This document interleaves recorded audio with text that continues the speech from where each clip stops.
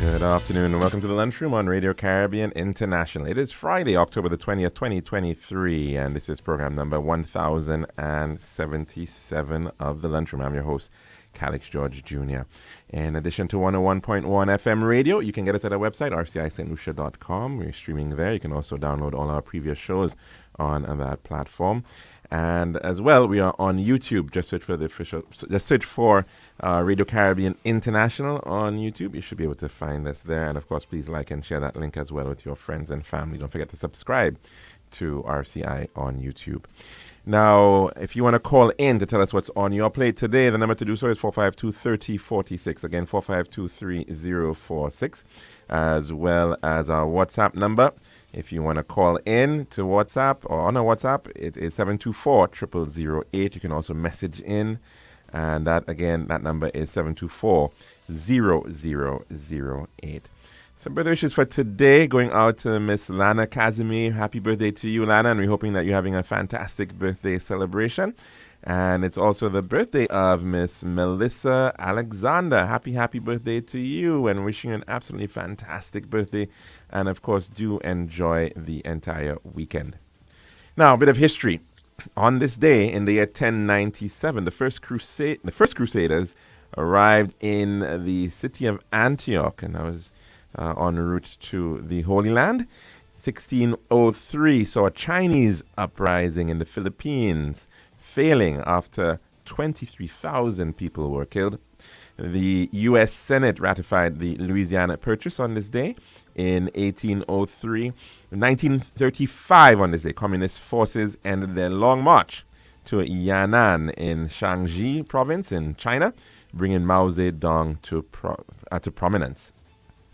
And for those of you who love The Lord of the Rings, the publication of The Return of the King, the third and final volume of that series by J.R.R. Tolkien, that was published by George Allen and Unwin in London.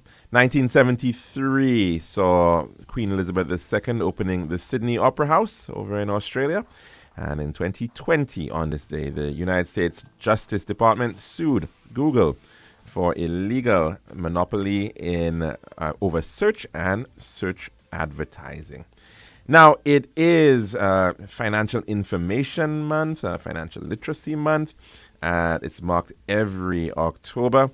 And we're so very pleased that the Bankers Association is coming on board to assist in the public education surrounding financing and financial resilience and financial information. So we're going to be speaking about that in just a bit for our Dish of the Day.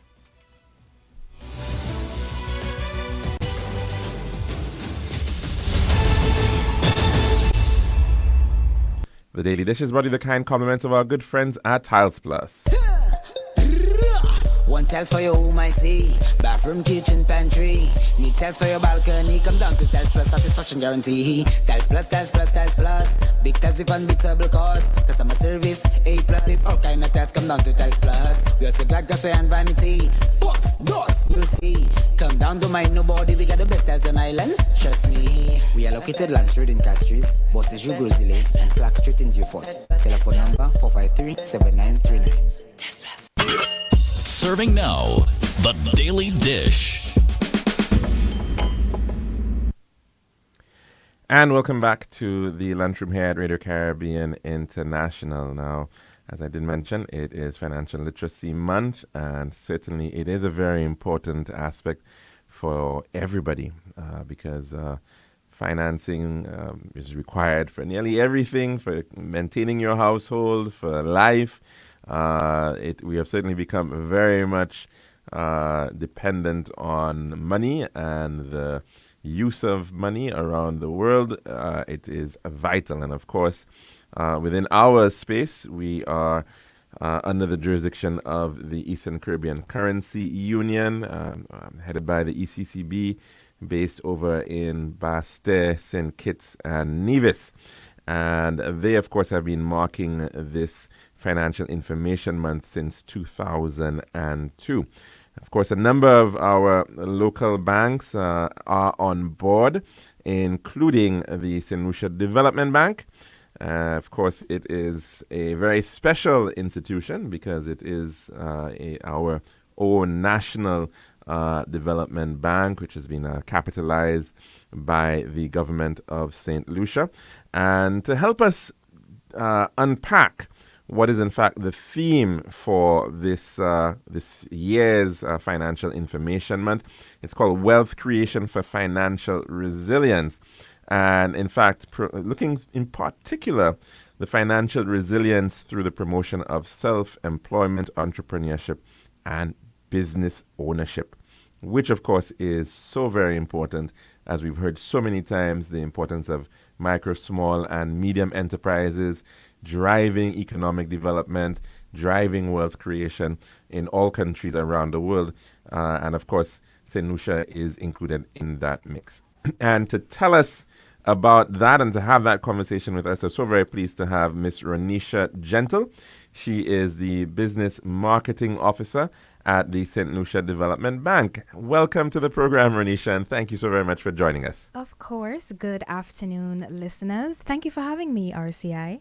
Now, we are in Financial Information Month. We know that quite often numbers are very scary for a lot of people. We can look at our paltry math CXE grades all across the Caribbean and St. Lucia included.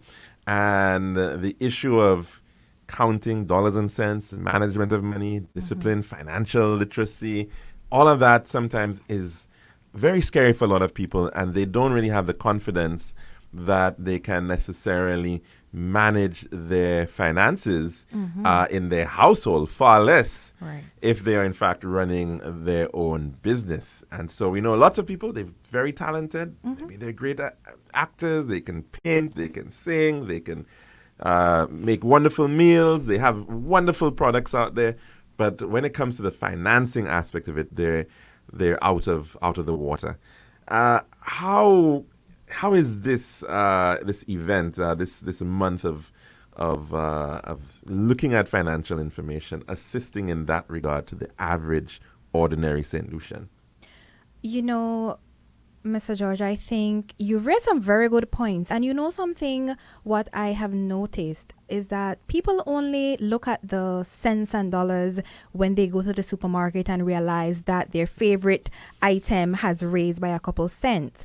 So that speaks to the importance of starting from the fundamentals, having our children be cognizant and knowledgeable of not only money, but all that surrounds financing, because as you rightfully mentioned, it is in every aspect of our lives.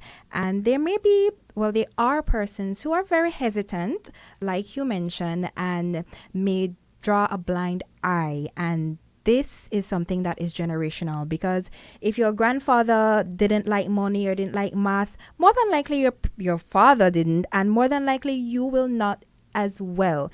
So bridging the generational gap is the first thing. And this is why the initiative of celebrating or recognizing Financial Literacy Month being done by the ECCU is very important. And that is also why, being the sole development bank of the country, the St. Lucia Development Bank is more than happy to be a part of this initiative. Now, it's so important what you're saying there because of that challenge of this generational gap, which a lot of people are coming from. We know the challenges of poverty and all that has impacted on a number of people. And for them to now have this idea of creating wealth and creating wealth on their own by them starting a business, that's a huge gap and a huge challenge for a lot of people. But of course, we've seen, especially as a result of COVID, a lot of people were forced into that reality and taking up a side hustle and trying to see how they could make ends meet in that regard. So what are some of the financial challenges that an ordinary person would be facing when they have to set up their own small business? The first I would say is knowledge.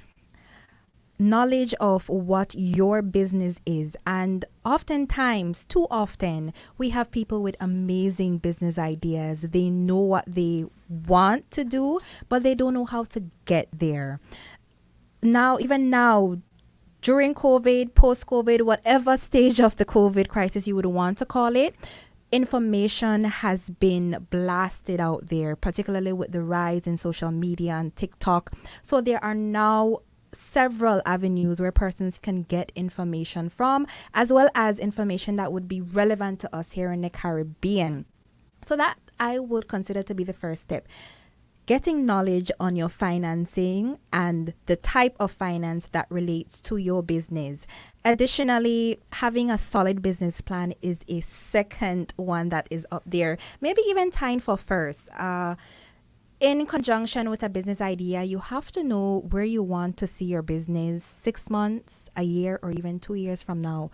It's more than just having an idea. Because if you don't know where you want to end up, how can you start? You understand?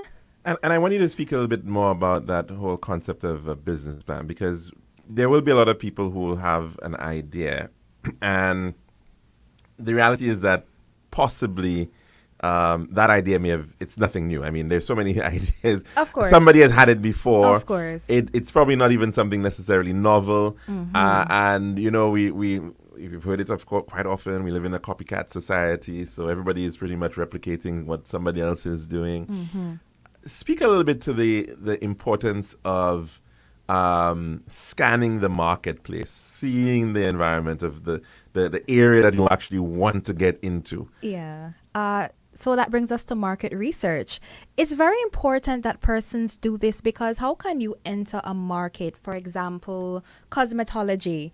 You're good with installing eyelashes. You're good with doing ombre brows, just one example. But you do not know what is already on the market. It could be little small changes, whether it's having a better personality than another technician that would set you apart and increase your customer base. So knowing what's out there is ridiculously important to know where you can branch off from. So market research is the fundamental aspect of having a business idea and eventually starting a business. And there's so many ways you can do that.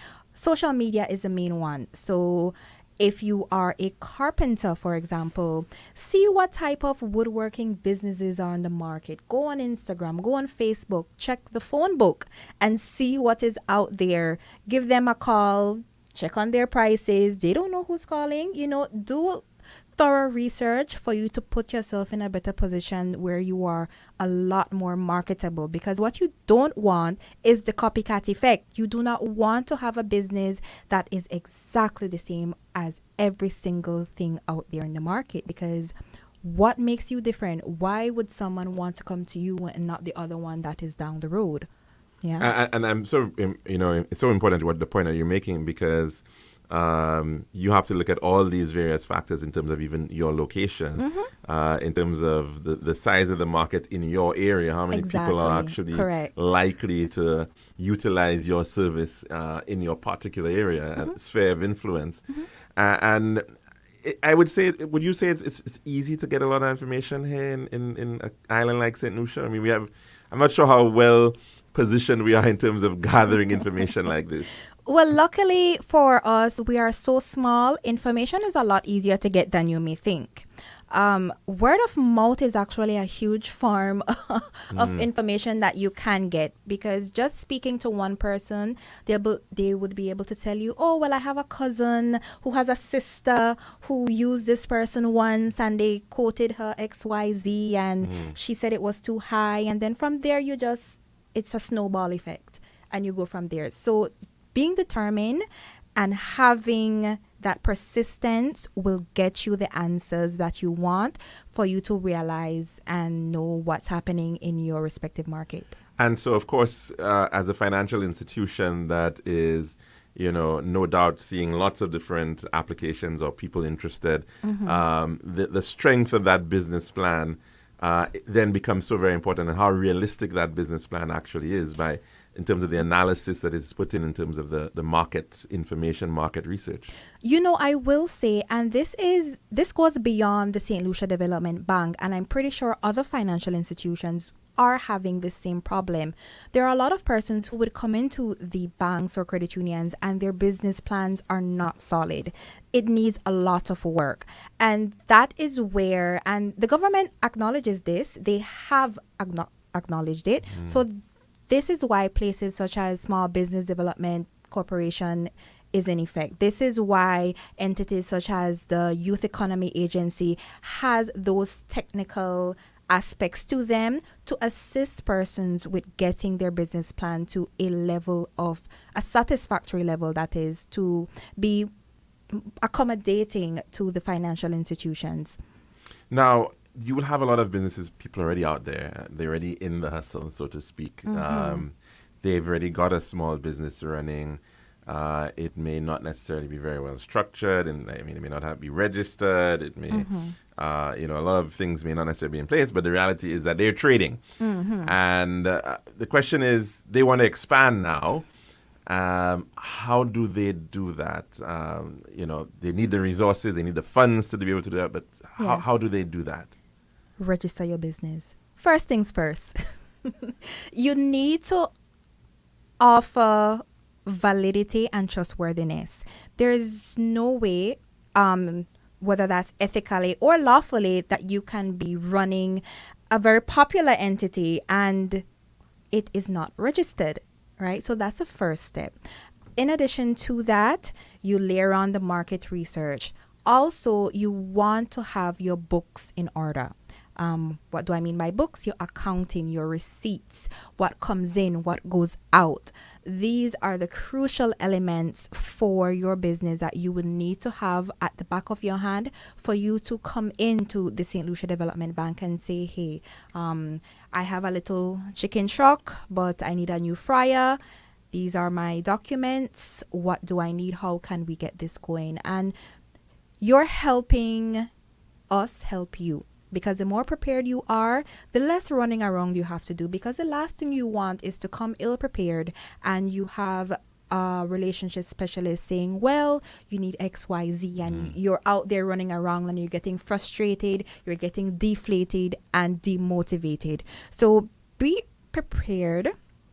And if you don't know what all you need, you can call the St. Lucia Development Bank. You can send us an email at mybank@sldb.lc. Ask us any question, query, something you're not sure about. Send us an email, give us a call, and we would be happy to assist you. Now, the challenge, of course, of going to any bank is the matter of collateral. Lots of banks want to know that if something fails, there's some sort of redress, there's some sort of backing there. Now, a lot of people may not have land, they may not have some sort of, real estate, which they could then utilize and put into that pool. Speak to some of the changes that are happening and the facilities that are available that would actually assist individuals who are in that situation, which may likely be the majority of people. Right. I think this is where you have to keep your ear on the ground. The government of St. Lucia is affording a lot of collaborations where persons, for example, young entrepreneurs or persons who may not have even started a business, they're getting seed funding to get their ideas off the ground. So if you are aware of a new campaign and you apply, or you even just give a quick call around to ask and say, hey, I'm just starting out, I don't have collateral, is there anything in effect that I can be able to take advantage of? It's about staying in the loop and putting in the initiative to find out what's happening out there rather than just waiting until thy kingdom come. And also speak to a little bit about, I think there's a new shift towards changing what collateral means. Now, before it would have had to have been about land, but now there's this whole concept of movable assets and movable property. That is, I'm not sure we're quite there yet. I know there's a lot of legislation there are some hiccups still within that, but yes, something to that effect, whereby collateral may not necessarily mean a piece of land, but if you have a vehicle with a specific model, year, and it is valued at a specific cost, that can be considered your collateral as well. Or if you have a Could business, equipment be correct. yeah. So if you have a business, for example, a solar PV business, and some of these items are pretty costly depending on the route you take, but the equipment in itself costs money, point blank. Those can be considered collateral if, of course, you own the items. Now, in terms of assisting in terms the actual issue of guarantees and getting those backings if you don't actually have the amount of collateral, I know a lot of work has been done through the Eastern Caribbean Central Bank. They've set up what is a very interesting acronym, the ECPCGC, the Eastern Caribbean Partial Credit Guarantee Corporation. Yes. Now, before we even go any further as to what they can do, what is that exactly? What is a partial credit guarantee? So a partial credit guarantee simply means that up to a specific percentage of the funds you're asking for, this entity will be backing that money. So that means it's less money out of your pocket that you would have to be using as guarantee. Now, I'm really glad you brought that up because they are actually launching a guarantee promotion which will run from this month, October, until December of this year. So this simply means that micro, small, and medium-sized enterprises can now access softer terms for the ECPCGC guarantees. And this is with up to 80% collateral provided by the ECPCGC. 80% is a lot. Yeah. So the campaign, in collaboration with St. Lucia Development Bank, would actually include extended deadlines to get your business registered, as I mentioned earlier, which is very critical. In addition to additional funding for peak season, the cruise season is upon us. Christmas is almost here. Likewise, you are also able to get free assistance with financials, and this is only for persons or clients who would qualify. And lastly, business plan development assistance, once again for qualified clients. Now, this is a lot, too much to go over in one segment. So persons out there listening, you can definitely send an email to info@ecpcgc.org for details. And once again, that is the campaign is through St. Lucia Development Bank. So you can also go directly to the development bank to get some more information on Correct. on that You as well. can, in addition to the info@ecpcgc.org, you can also send an email to mybank@sldb.lc.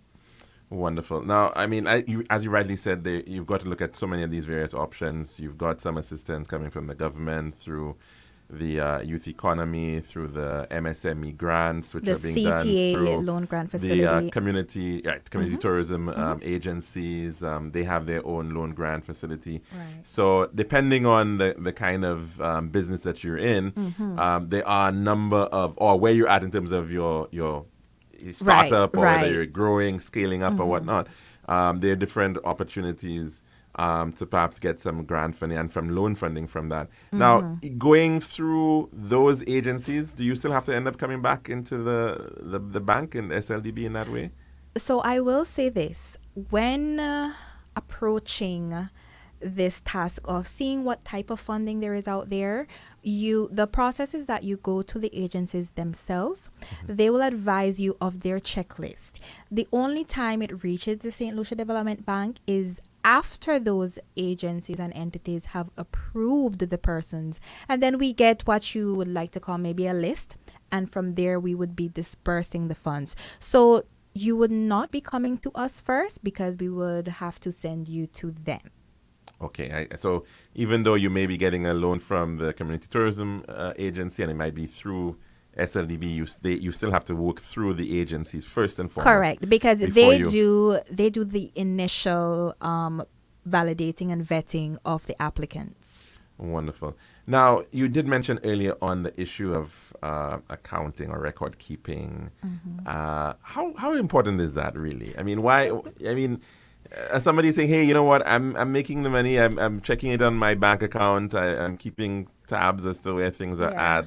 why do I need financial statements? Why do I need to be audited? What is that? Where should that fit in? Yeah, At what that point? monitoring your bank account and keeping tabs is definitely not enough, especially if you are running a business, because what tends to happen is that persons may be raking in a lot of profit, but that same money they're using to put back into the business, whether that's equipment or training. So what profit are you really breaking off? So you're not seeing where the real profit is going.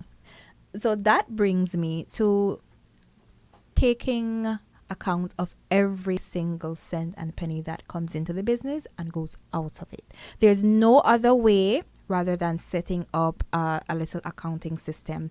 For the beginners and the basics, there is QuickBooks, as we all know. However, if you are able to get further technical assistance, you can reach out to an accounting firm, get a small consultancy happening depending on the scale of your business, and get that going from there.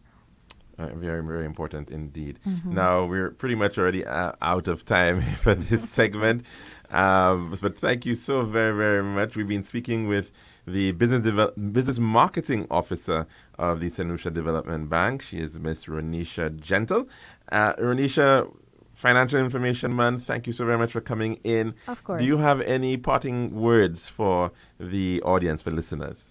I do. If there is anyone out there listening and you may have an idea and you're a bit hesitant about starting your own business, do it.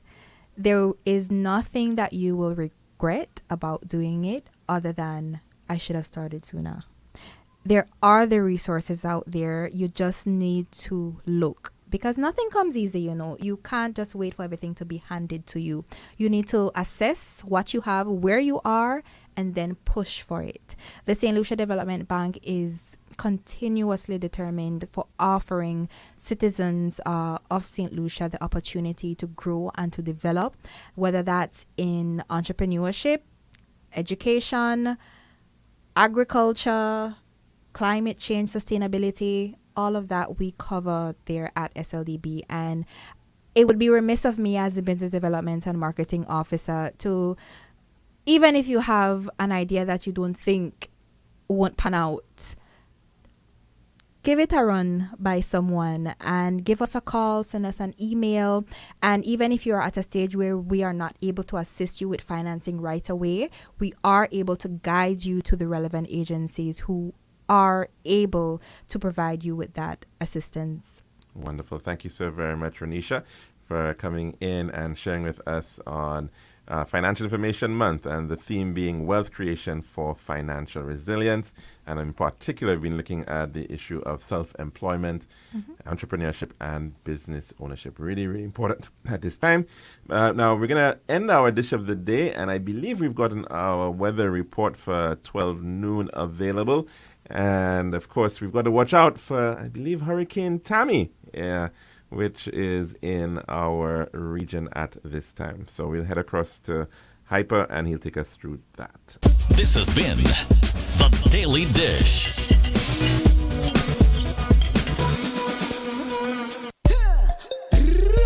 One tiles for your home, I see. Bathroom, kitchen, pantry. Need tiles for your balcony. Come down to Tiles Plus, satisfaction guarantee. Tiles Plus, Tiles Plus, Tiles Plus. Big tiles with unbeatable cost. Customer service, A+. There's all kind of tiles. Come down to Tiles Plus. We also got gasway and vanity. Books, doors, you'll see. Come down, don't mind nobody. We got the best tiles on island. Trust me. We are located Land Street in Castries, Bosses Grozile, and Slack Street in Dufort. Telephone number 453-7939. Tiles Plus. Island style. We got the time to make you go. We got the time to make you say, we'll have to make the right choice. Island style. Whoa. We got the time that will make you happy. Island style. Oh yeah. We make your dream come alive in Island style. We have tiles and thin sets, pieces and ground. Everything you need to sort the house out. For the best price and the latest style. Take a little drive down to Island Style Car. We got the time to make you go. We got the time to make you say, quality, price, service, choice. It's all an Island Style. Visit us at our showrooms in Bellarosa, Rodney Bay, on the John Compton Highway, Castries, and behind Ruby's Gas Station on the Library Viewfort Highway. So call us on 450-452 or 453-TILE. Island Style Tile and Bath. When you think tile, think Island Style. Hurricane season can be unpredictable, but your business doesn't have to be. In the face of adversity, you need a partner that goes above and beyond. Choose the path of resilience and certainty with C&W Business. Through disaster recovery as a strategy solution, C&W Business will safeguard your critical data, maintain seamless communication channels, and help you bounce back faster than ever before. Visit our website, cwcbusiness.com/myopenbusiness to learn more. Remember, a safe business is an open business. This is Radio Caribbean International. It's now time for the weather news. And that's what, of course, on 1.1. It's now time for a weather report as of 12 noon today, presented by Island Style Talent Bath and Flow.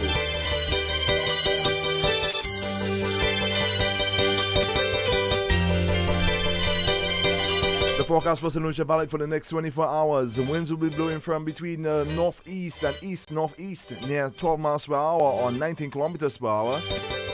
With gusts near showers. Turn towards the southeast is expected during the night.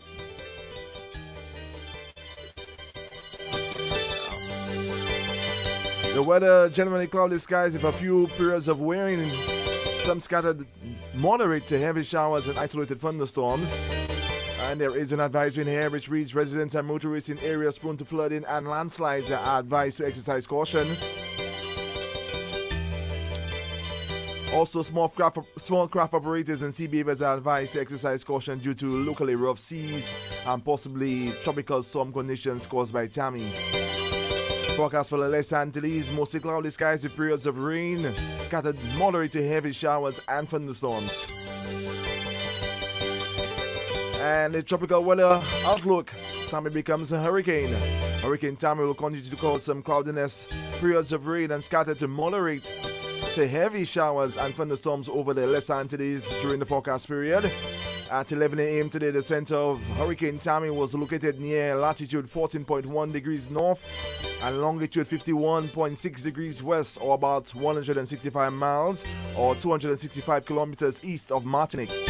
Or that should be southeast of Martinique.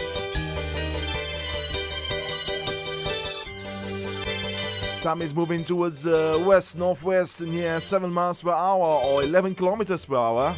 And this general motion is expected to continue through this afternoon.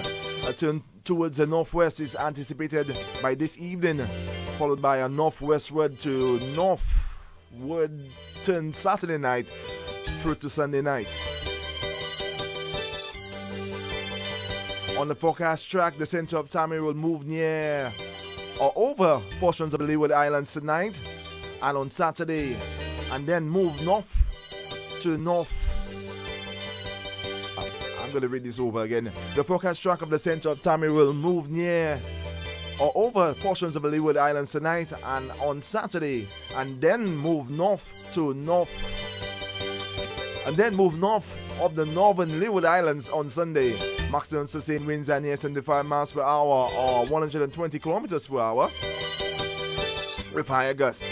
Gradual strengthening expected over the next couple days, and Tammy is forecast to remain a hurricane while it moves near or over portions of the Leeward Islands.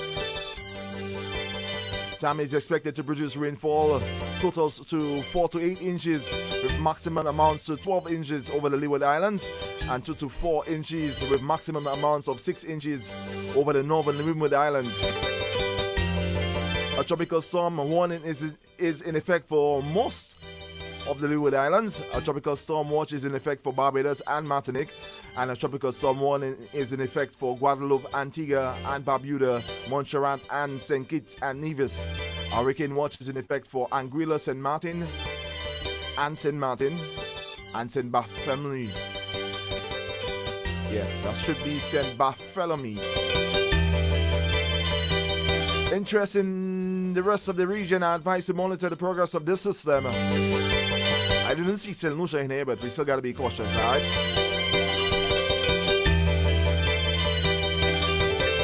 This has been RCI's Weather News. For more information, call the Weather Hotline at 454-3452. RCI 101 number 1. Island style. We got the time to make you go. We got the time to make you say, we'll have to make the right choice. Island style. Whoa. We got the time that will make you happy.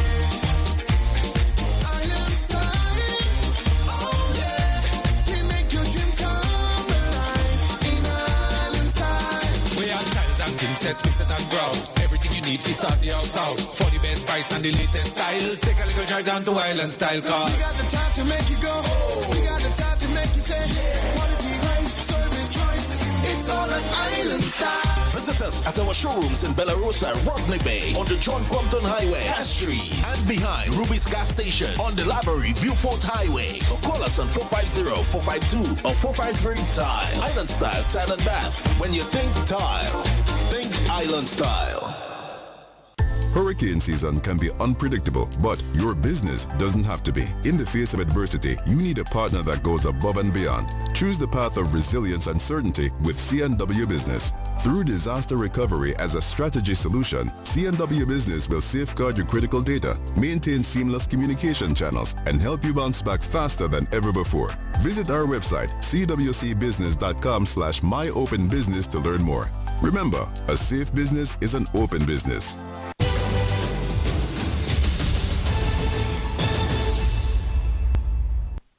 And welcome back to the Lunchroom at Radio Caribbean International. Now, of course, we just had a discourse on the matter of financial literacy and financial information brought to you by the Bankers Association of St. Lucia. Of course, we're going to open the lines at this time. The number to call in is 452-3046. And we're going to have our first call for the day. Good afternoon and welcome to the Lunchroom. Good afternoon, Mr. George. How are you doing, caller? Not too bad. Wonderful. Yeah, yesterday I listened to you. You was there with the building society. The credit union, yes, credit union day. Yeah. But when the topic come up, I always look on credit union as national, not international. But one of the gentlemen said, like, you could live in the Grenada, so say in the diaspora. Right. And you could still have an account with one of the credit union in St. Lucia. Yes. And you could still borrow money in St. Lucia and build a house in Grenada. Oh, no, I didn't understand it that way. What he was referring to is that you could be a St. Lucian maybe working overseas. Yeah. Or you could be living overseas, but you could still be maintaining a credit union membership in St. Lucia, and you could still be making your contributions or doing a saving with them still. Yeah, but you could, the way he put it, like you could still have a business. The country was mentioned was Grenada. Oh, so, I must have missed that part. I don't recall hearing about. That's funny because the reason why I say I find it funny, because the credit union is national, they're not international. And as national, you do everything in your country. But you cannot go outside and do anything or develop anything outside because we're talking about national, not international. Okay, I really did not hear him say anything about that. Maybe I may have missed it, but as far as I can recall, I don't recall. Missed it because the country mentioned is say Grenada, and you could still build a house or borrowed money and build a house in Grenada, and I find that strange because if you are national, you cannot go in the diaspora, borrowed money and do anything. I know the point about the diaspora for sure was really more about St. Lucians who may be living overseas having the option of still making, continuing to be members of a local credit union and still depositing into Yes, that you credit can, union, you can. right? So, and, Yes. and they were saying that it's they're facilitating that through their online services. Yeah. So that can happen. Okay. I mean, if you, for argument's sake, caller, if you Yeah. are a St. Lucian and you have money in a credit union in St. Lucia, and you somehow decide that you now want to live in Grenada or anywhere for that matter, you Yeah. could always try to get those savings to make that investment. That's your option. That's That's it. I see what you mean. I see what you mean. But the other thing come up is you bring that up, degreasing. Oh, the issue of de-risking. Degreasing. Well, there's a lot of issues there, of course, which the banking sector has been faced with of late. And that is one of them. And, of course, as they mentioned, the other issue being that of correspondent banking. It's a major one for a lot of the local banks. They've got to go through a correspondent bank, an intermediary bank for the moving of money, the transfer of money. To me, the way I take degreasing is still international with the bank, because all the big banks, they are international. Well, when it it's comes to building society, they are national. They don't have much to do with degreasing. no. Well, the thing about the de-risking is that in a lot of instances, the banks want to protect their reputations, right? So there's the issue of reputational risk, and so they're trying to ensure that the bank is not being used for corrupt practices. It's not being used for money laundering. So that is where that issue comes in. How do you Is America trying to punish those little countries? And so as a result, diaspora? well, That is a big thing of America. right. So then there'll be a lot of other issues, like for instance, the issue of politically exposed persons and individuals who may be engaged in, you have a lot of countries, for instance, where you have despots and autocrats or dictators, and they have accounts in other parts of the world, and so or the banks are being used in that way. So that is one of the major issues there. And of course, as a result of that, the amount of checks, the procedures that have been put in place by a number of these banks to meet those requirements have certainly made establishment of accounts a little bit more difficult, or the overall, checks of, especially commercial accounts and large institutional accounts as well. So that I'll give you one example. Bermuda is, I think, is 21,000 square miles. And Bermuda. Bermuda. You mean the island in the Atlantic? Yeah, outside America there, outside Florida. Oh, you mean Way out. You mean Now, that's a British island. Yeah, it's a British territory, but it's not so large though. It's 21. 21,000 square. No, 21 square miles. It's 21 square miles. Oh, not okay. You said 1,000. Not Yes. 1,000, sorry. Oh, yes, 21 yes. square miles. Yes. It's so small they call Very, it the very rat. small. Yes. The rat. Now, with the rat, a very small population as well. But in 6 months, so many, I can't I had it in my head, but it's gone now. The amount of millions go in Right. that little place Right. in 6 months. Mm-hmm. That could make everybody that live on that island a millionaire. No doubt about it, and certainly I think Bermuda has one of the highest per capita GDP rates in the world. I mean, it's a really very wealthy country in that regard. And you said it's a very small population, just about 60,000 people, and it certainly is very much dependent on its financial services, as with a number of these British overseas territories. Such as the BVI, the Cayman Islands. So you that's the thing, and so these islands have been are these British former colonies, though we can call them colonies still, I suppose. They are colonies. They're British They're not overseas independent. territories. They're not independent. They've certainly used for protecting a lot of the the wealth. So when they talk about degradation, that is the kind of place. But with St. Lucia, with a lot of what we call even right on the European continent itself, when you look at countries like Luxembourg, for instance, and Switzerland, these countries depend on their financial services considerably, and that's how they've been able to amass the amount of wealth that they have through those, and of course. Lots of secrecy there. And that has always been the issue. How is it that it is okay for these countries? Some top American senators and Republican, they bank on their top men that running for Prime Minister, President of the United States. They put their money in place like that.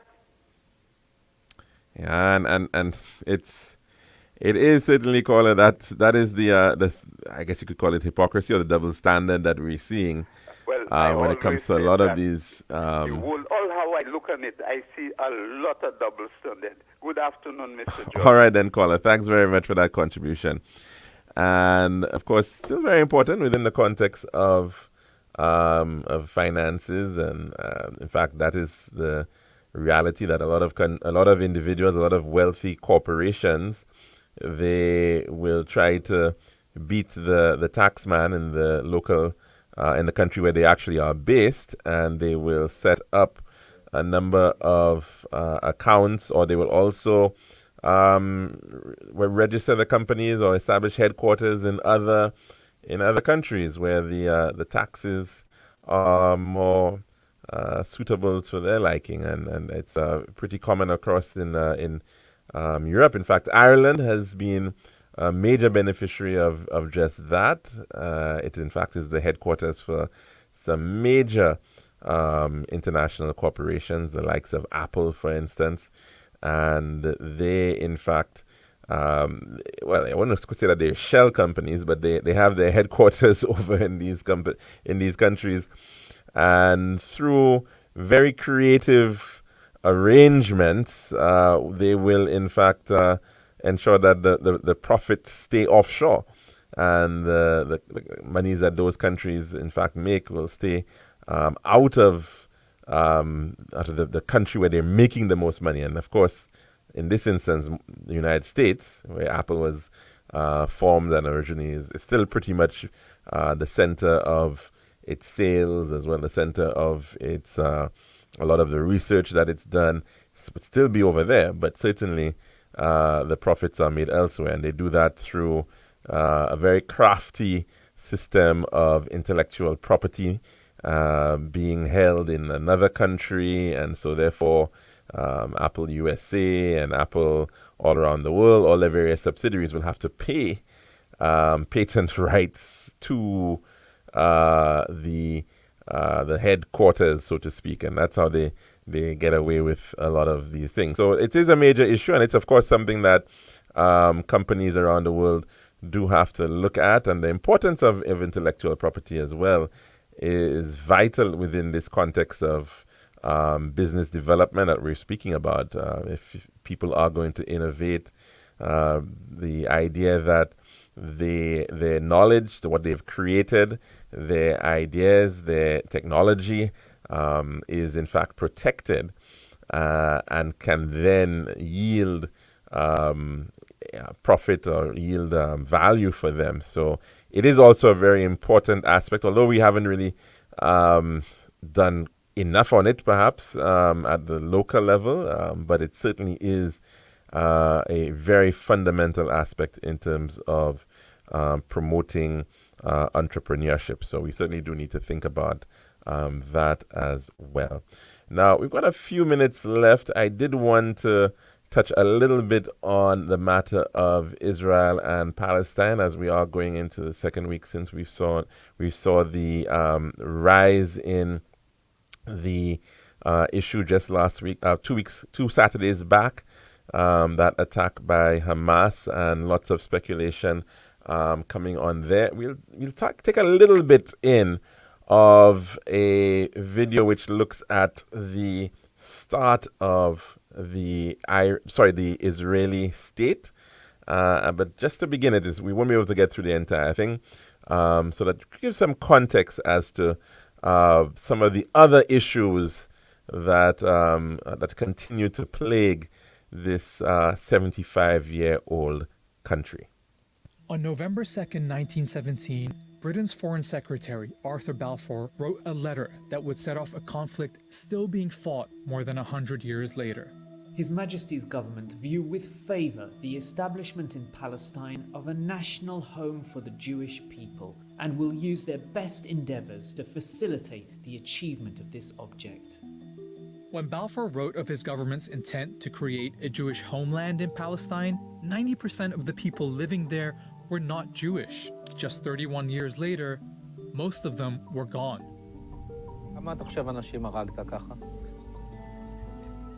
לא ספרתי. אני לא יכול לדעת בחיי. היה לי מקלע עם 250 כדורים. This is the story of the British promise that led to the destruction of Palestine and the creation of the State of Israel.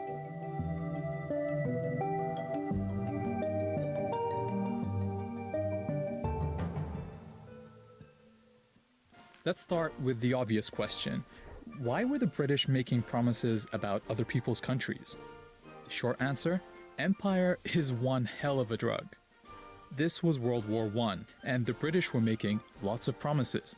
In addition to promising a Jewish homeland in Palestine, they promised Arab leaders independence if they rose up against Britain's enemy, the Ottoman Empire. The Arabs did. Hollywood even made a movie about it. Arabia's for the Arabs now. That's what I've told them anyway. That's what they think. That's why they're fighting. Oh, surely. A month after Balfour's letter, British troops took Palestine, ending 400 years of Ottoman rule. The people who lived there were Arabs, mostly Muslims, but there were Christian and Jewish minorities too. There was also a tiny number of European Jews who in the late 1800s had started building small colonies there. At a time when many Jews were suffering horrific persecution in Europe, they felt Palestine could be an escape. The idea of building up a Jewish presence in Palestine became known as Zionism, but it stayed a fringe movement among European Jews. Many of them felt they shouldn't have to leave their countries to avoid persecution. But Zionism as a political movement took a big step forward with an Austrian man called Theodor Herzl. And this guy is a very important name in this story. In 1896, he published Der Judenstaat, or in English, the Jewish State. In it, he said the only way for Jews to avoid Europe's anti-Semitism was not just to leave, but to have their own country. And Herzl didn't just write. The next year, he organized a conference in Basel, Switzerland, the first Zionist Congress. The attendees agreed on a program which sought, among other things, to establish a Jewish homeland in Palestine and promote Jewish settlement in Palestine. From here on out, the Zionist movement became very active, setting up funds to promote Jewish immigration to Palestine, companies to buy land there, and recruiting representatives to advocate for their cause with different governments. A few days after the conference, Herzl wrote this in his diary. At Basel, I founded the Jewish state. In 5 years perhaps, and certainly in 50 years, everyone will perceive it. He was only off by 1 year. Okay, so that is a lot of history, but it's important because the Zionist movement is a critical part of the story going forward, especially after it found a friend in the British government, where a lot of high-ranking officials supported Zionism, sometimes for unexpected reasons. Prime Minister Lloyd George, for example, was a Christian zealot who believed gathering the Jewish people in Palestine would bring Jesus Christ back to earth. Others, like Balfour, believed that getting the Jewish people out of Europe and into their own country would be a good thing. Herzl was pretty visionary when he wrote that the anti-Semitic nations will become our allies. Meanwhile, the Zionists assured Britain that their future country would be a reliable ally. So that's the backstory of how European anti-Semitism, Zionism, and British imperialism all led to the Balfour Declaration, this British promise to build a homeland for Jews in Palestine. Now we're going to look at how Britain did that. World War I had been a conflict between rival empires, and the winners set up the League of Nations to distribute the losing side's territories between them. They called it the Mandate System, putting territories once controlled by the Ottoman and German empires under the, quote, tutelage of advanced nations until they became independent. Britain was given the mandate over Palestine, but the Palestinian people were never asked what they wanted or what independence would look like to them. Listen to what Balfour wrote to one of his colleagues. For in Palestine we do not propose even to go through the form of consulting the wishes of the present inhabitants of the country. Instead, it was the Zionists who were consulted about what their vision for Palestine was, and so the mandate ended up incorporating not just the Balfour Declaration, but several clauses requiring Britain to ensure the establishment of a Jewish home in Palestine. British rule was very accommodating to the Zionist project. The Jewish community in Palestine grew with big waves of immigration. They had their own schools and factories and even their own militia, the Haganah, and they were led by the Polish-born David Ben-Gurion, the leader of their representative body, the Jewish Agency. To the Palestinians, it was clear that Britain wasn't delivering them independence. It was delivering their country to other people. In 1936, and we'll take a pause on that video at this point. Hopefully we can get back to it sometime next week. But we in fact are already on time to end the program for today. Of course, we were looking at the matter of the formation of the State of Israel. A bit of the backstory there, of course, looking at the British mandate for Palestine.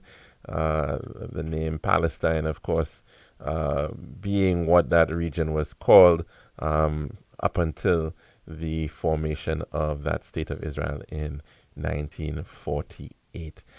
So at this point, we are going to wish everybody a wonderful weekend. We do have to be vigilant, however, regarding the potential possibility of some bad weather. We're not quite on a watch at the moment, but of course the island just north of us is in fact on a watch. That's Martinique. And with systems such as these, and certainly it's a fairly large system, we certainly can expect some impact from rainfall and perhaps even some wind. So we do certainly have to be taking necessary precautions, because sometimes wind directions can change, and you never know what that may bring. So we do hope that everybody has a very safe weekend. I'm your host, Alex George Jr., saying goodbye.